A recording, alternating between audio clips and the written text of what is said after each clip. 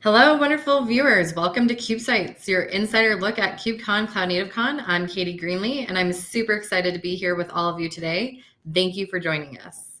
A few housekeeping items before we get started. During the live stream, you are not able to talk as an attendee. There is a Q&A box at the bottom of your screen. Please feel free to drop your questions in there, and we'll get to as many as possible. This is an official live stream of the CNCF and is subject to the CNCF Code of Conduct. Please do not do anything on the chat or send any questions that would violate the Code of Conduct. Basically, please be respectful of all your fellow participants and presenters.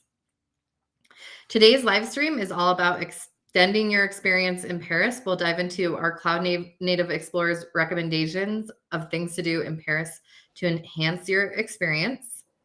I would love to take a moment and welcome our guest, Abdel, one of our Cloud Native Explorers. He will share his insider tips for enjoying Paris and how you can take advantage of enhancing your experience while on site. Welcome, Abdel. Hello. Hi, everyone. Happy to be here. Great. Well, let's get started. What do you feel are some must-visit landmarks in Paris for either first-time visitors or people who are coming back to enjoy the city after not seeing it in a long time? Oh, wait, we can be here like for a very long time. We want to list all of them, but let's just talk about the most important ones, right?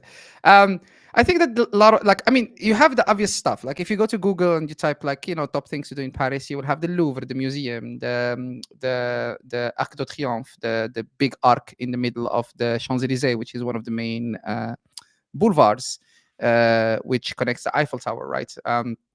To the Arc de Triomphe and everything between them. One of the things I like about that part of Paris is it's pretty easy to actually go and visit all of these landmarks in like one go. You can go to the Eiffel Tower, right? Yep. And then from the Eiffel Tower, you can just walk straight in a big venue, which takes you through a bunch of landmarks, including the big church that's sadly caught fire a few years ago, the Notre Dame. So if you have like an afternoon to like spend and you don't mind walking, just head to the Arc de Triomphe or the Eiffel Tower, and then from there just like walk down all the way until the big arc, the Triumph Arc it's called, and then you will be able to see a bunch of things along the way. It's really nice walk. There is like a big garden in the middle. There is like a bunch of things to explore through that. Google Maps is great at showing you actually like special landmarks to see. My favorite places of Paris are quite different. So I like something called we put it in the guide, which hopefully will be posted soon.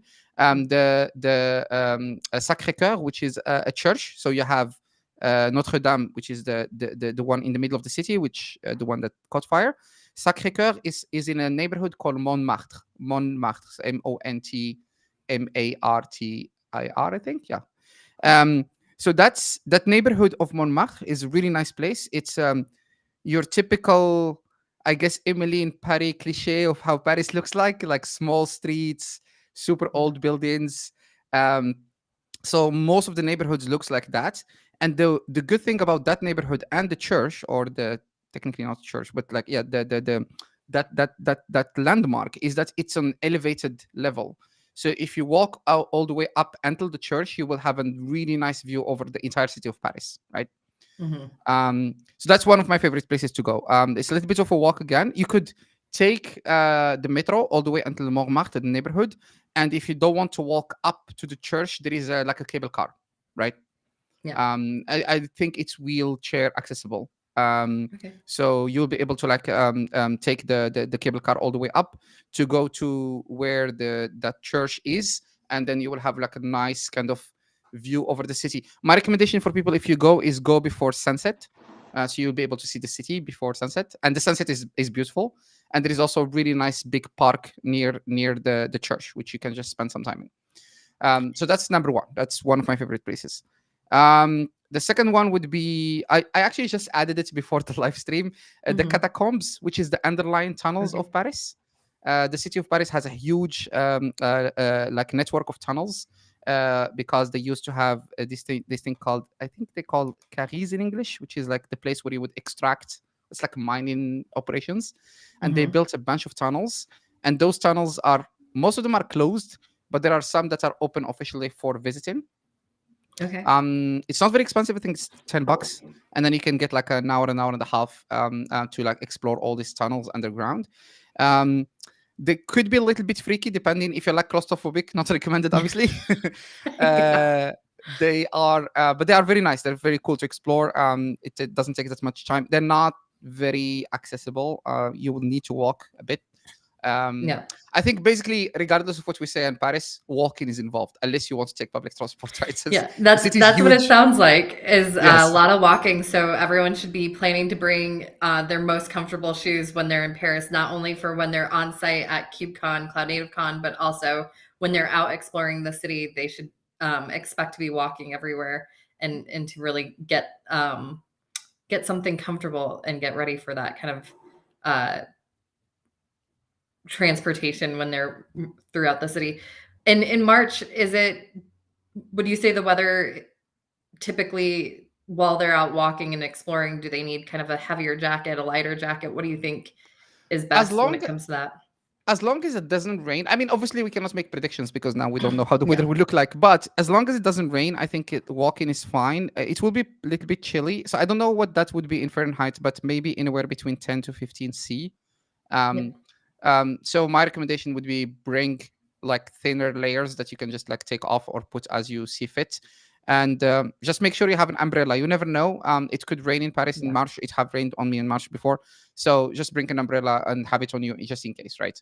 The good thing about Paris is because it's a super compact city and it's like it's very dense. In case it start raining, you will be able to find the cafe to just sit in. So you're not gonna be Perfect. soaking wet. So Yeah.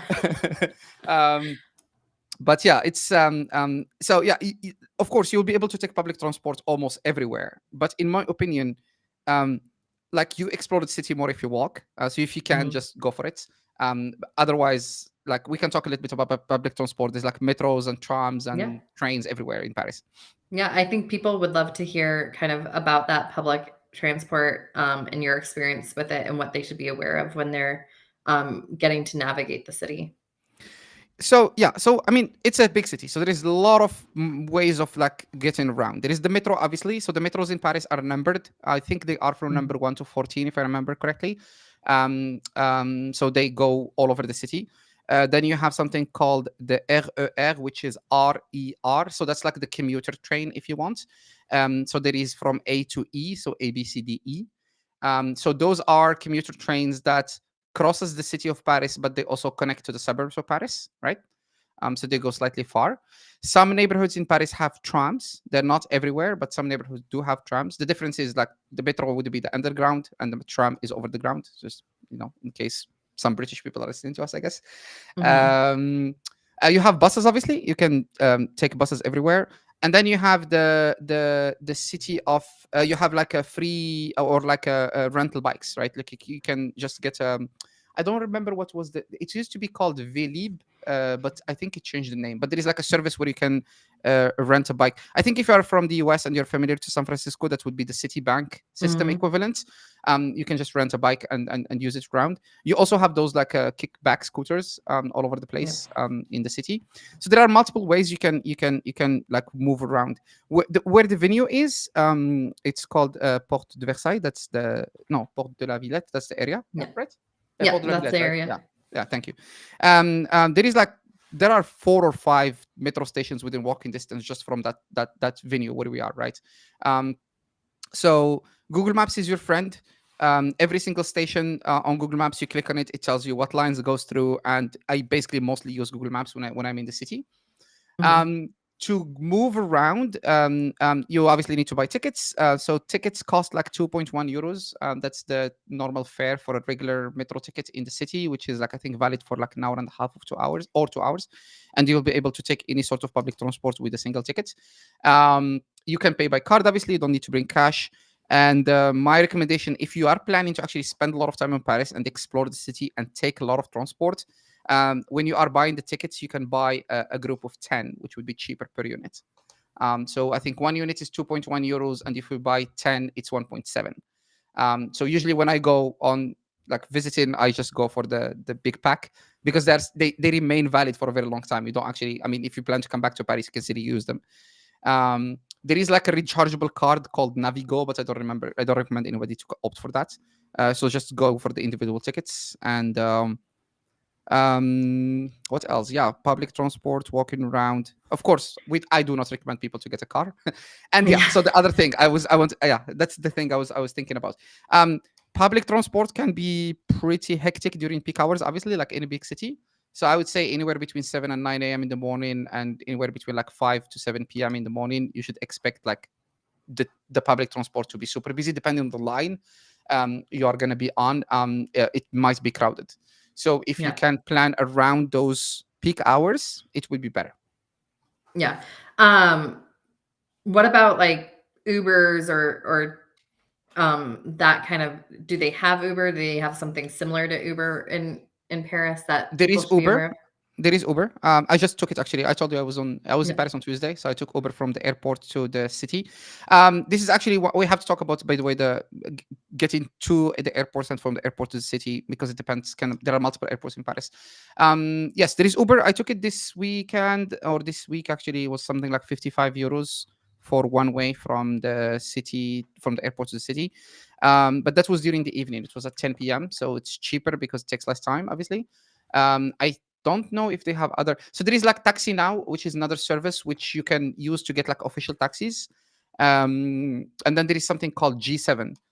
G as in Google, not yeah, Mhm. G7. So these are the three main apps you will be able to use. I don't know if they have Bolts. I'm wondering if they have Bolt actually. So Bolt is like an Uber equivalent, but it's a company from the. It's a Balkan company. Yeah, there is Bolt in Paris as well. So Bolt. So Bolt, Uber, Taxi Now, or G7 would be my recommendation for the if you need to grab a cab. Great. Obviously, if you're at the hotel, just ask the hotel; they get you a cab, right? So Yeah.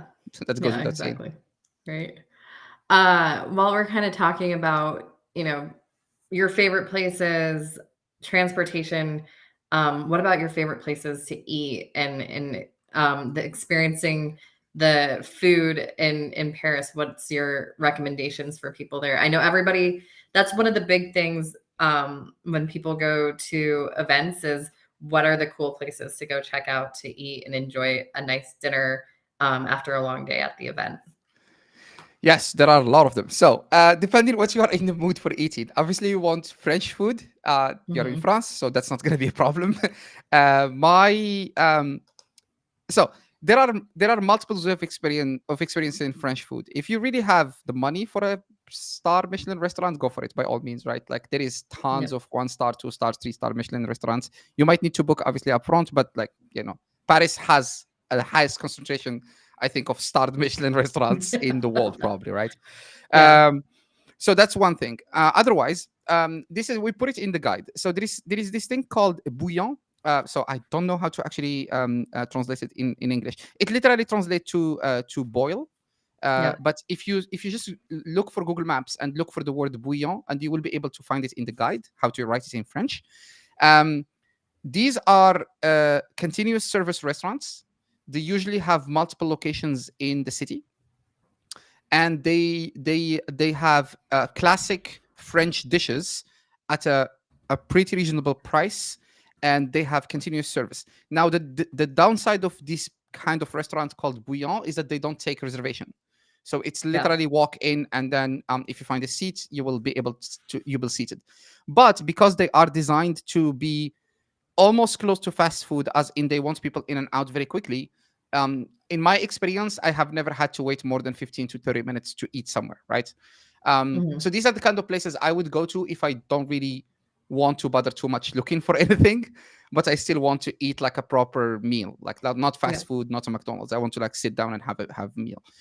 Usually they range in the 35 to 40 to 45 euros for an entire meal that includes desserts and starter and even maybe a drink, right?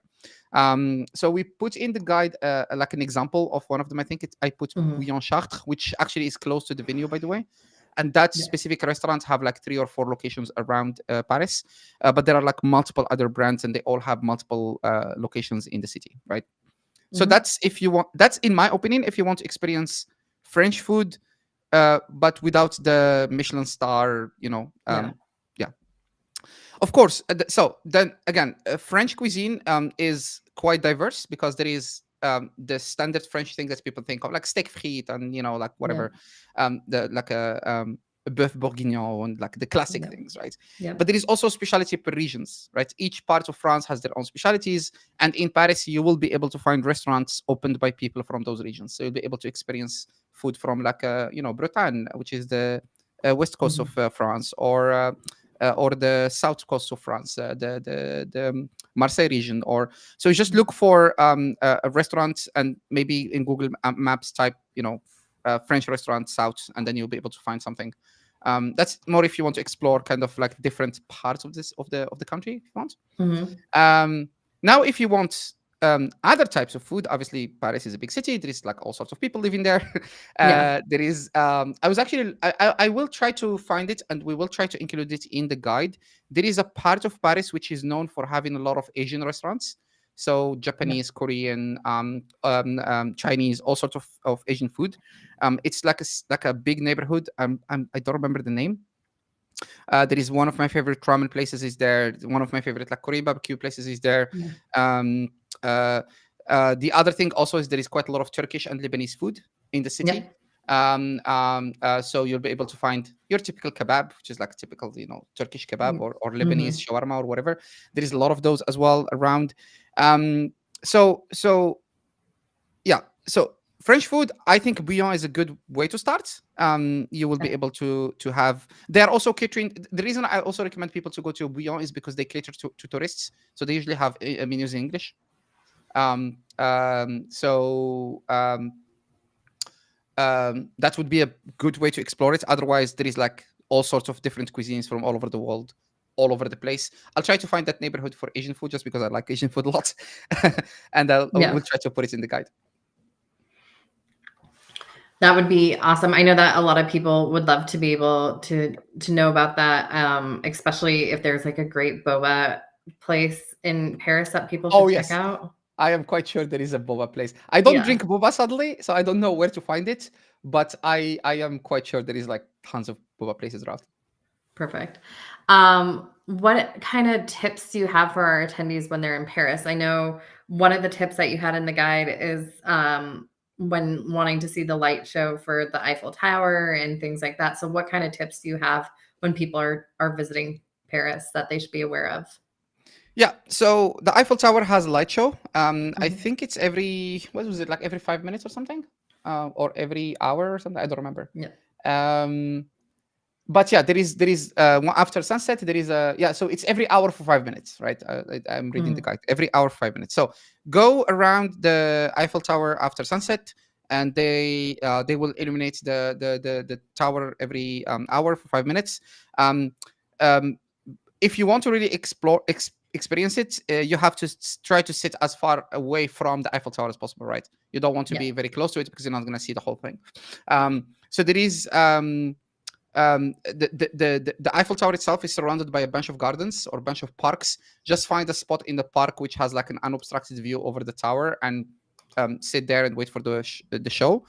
Mhm. So that would be my recommendation. What else? I'm trying to remember. The yeah. So the name I remember now. Trocadero is the name of the park.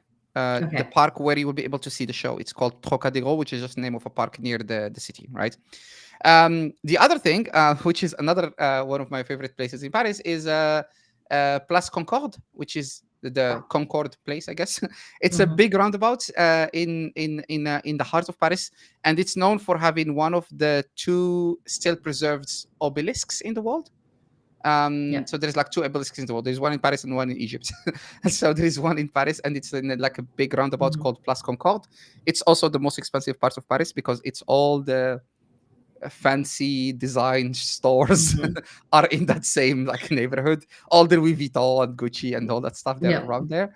Um, well, it's like we talked about Montmartre. That's pretty cool. And also, yeah, again, as I said, all the walk, the entire neighborhood or the entire streets between, or rather, it's more like a boulevard, really, between the Eiffel Tower and the Triumph Arc or the big arc, is worth just exploring, walking up and down. There's like a bunch of things to see there. Perfect.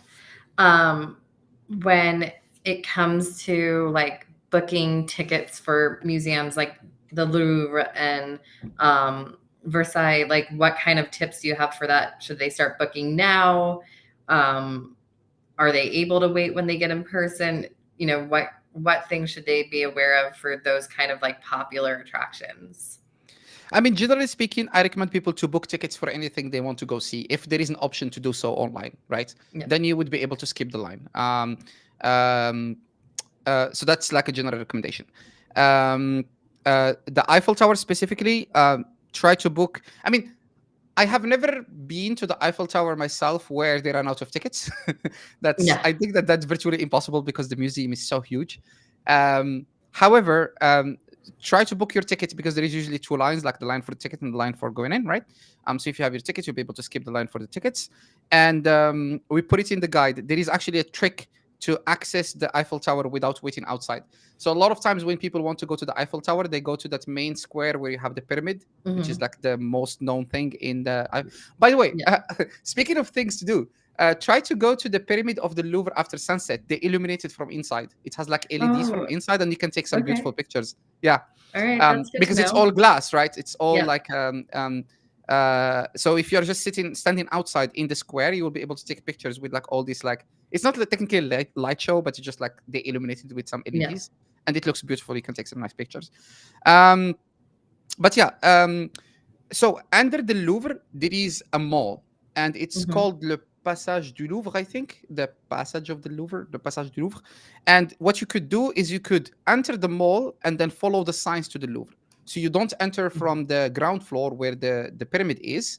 You go to the underground mall, and then from the underground mall there is a special entrance, and that entrance is usually very busy, not busy because a lot of people doesn't know about it. Okay. So try to go there. If there is no line, that would be much easier, especially if you already have a ticket to just go in. Um, the Louvre itself, it's usually busy all week. The weekend is obviously busier than the rest of the week. Mm-hmm.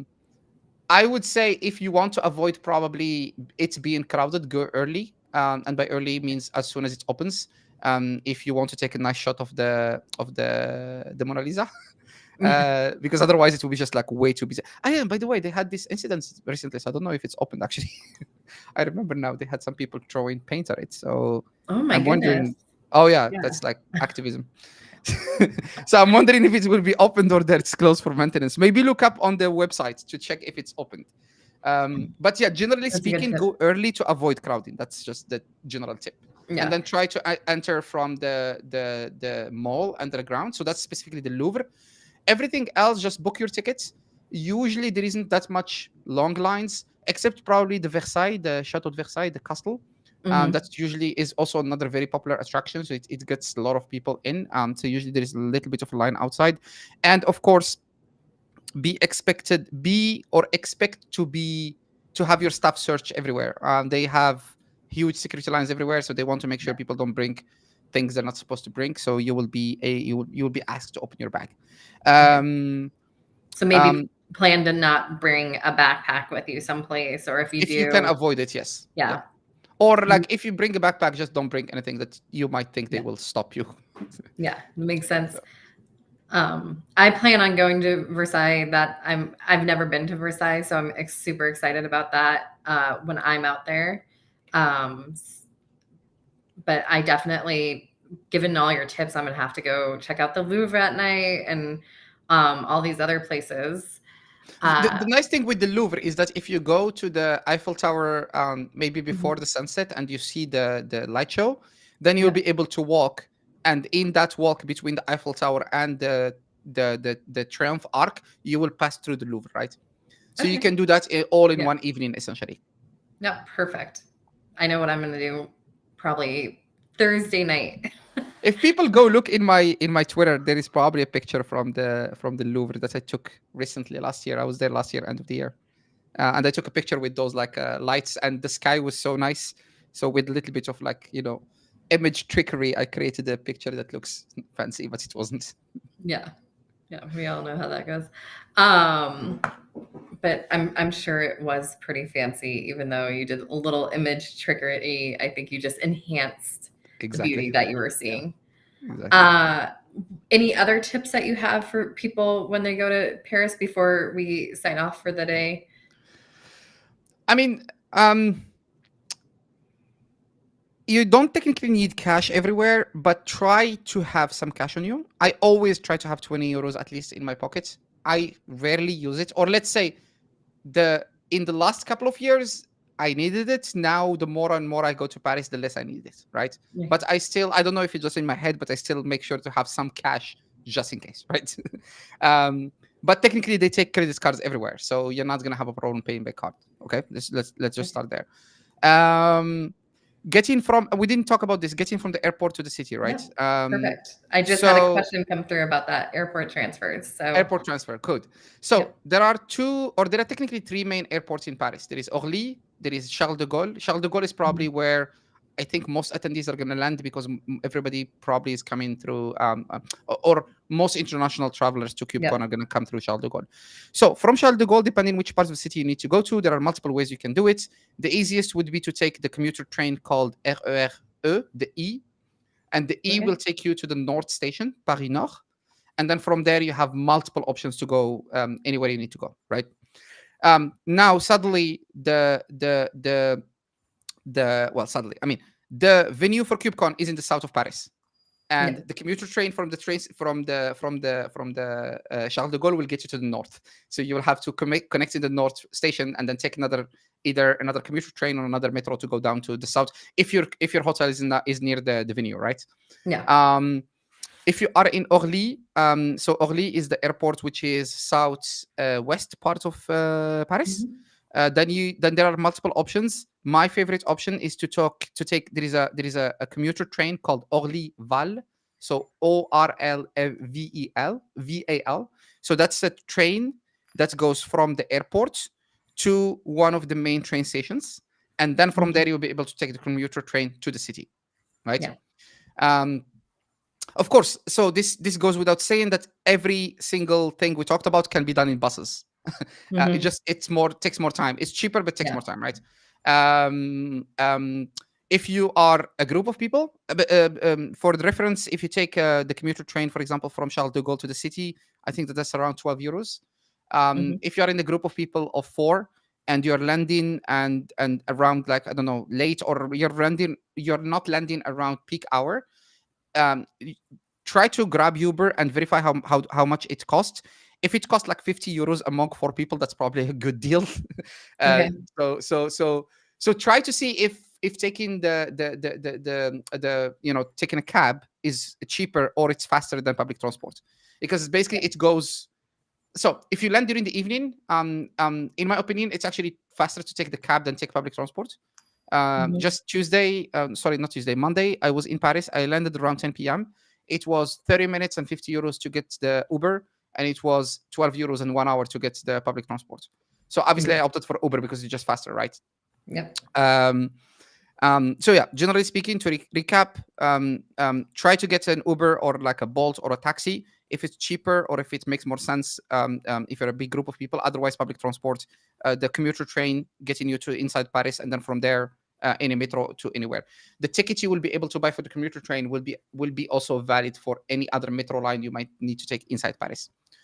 Um, yeah, then buses, and that's it. That's the two Mhm. options you have.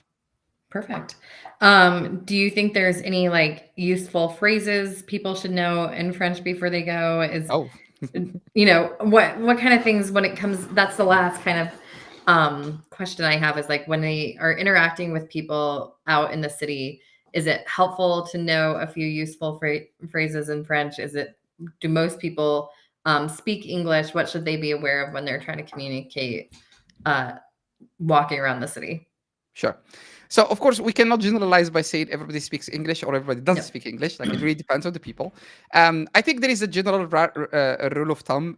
If you're approaching French people, try to greet them. There Yeah. is nothing that French people don't appreciate more than just being approached directly with a question. So the standard greeting is bonjour or bonsoir. So bonjour means good morning, bonsoir means good evening, right? Yep. So If you're trying to ask a stranger in the street, if you sit down in a restaurant and try to order something, you will actually, if you sit down in a restaurant or a cafe, you will notice that the waiter will greet you first, and you're Okay. expected to greet them back. Just keep that in Yeah. mind. If you're trying to ask a stranger in the street, greet them. Otherwise, they will just like walk past you and not even acknowledge you. Just keep that in mind. People are not rude. It's a very busy city, and people have Yep. things to do. Yeah. So bonjour means good morning. Bonsoir means good afternoon. You could technically use them interchangeably, but I think no one will blame you if you are doing the effort. Yeah. Merci is thank you, right? Hmm. So that's, I think everybody knows that. And then s'il vous plaît means if you please or please. It's a very polite Yeah. way of asking somebody, would you do something for me? So if you want to approach somebody and ask them a question, you would typically say bonjour or bonsoir, and then you would ask your question and end it with s'il vous plaît. S'il vous plaît Yeah. basically means if you would please or please, right? What else? I'm trying to remember. Au revoir is bye. Hmm. Au revoir. And I guess I guess if you have a perfect French accent and you say bonjour to somebody and they just assume you speak French, and then Yeah. they start speaking to you in French, then you can just say je ne parle pas français. I don't speak French. Je ne Yeah. parle pas français. That's je ne parle pas français. Sorry, I was thinking I'm Yeah. saying I don't speak English. Je ne parle pas français. I don't speak Yeah. French. That should get you Perfect. out of troubles. Yes. Great. Well, that's super helpful. We appreciate it. And we appreciate you sharing all of your knowledge about Paris with our attendees. And uh, as you mentioned, and for everyone who is part of the live stream, we are going to be publishing a Cloud Native Explorer's Guide to Paris. For our attendees to be able to see Abdel's favorite places and recommendations, as well as several other explorers who weren't able to join us today. But that should be coming out here in the next week or so. We'll have a blog post. We'll post it in our Twitter. So be on the lookout for all of that. So that way you can get yourself prepared when you're at KubeCon. Yeah, And and feel free to reach out to me if you have any questions. yeah. And Abdel, thank you so much for being part of this today. I really enjoyed getting to speak with you about Paris. And I know I'm going to take a lot of the recommendations you gave, and I'm ready for a successful KubeCon in just, what are we, a short 5 weeks away. So I'm excited for it. Thank you very much. Thanks for having me. Yeah, thanks. Bye.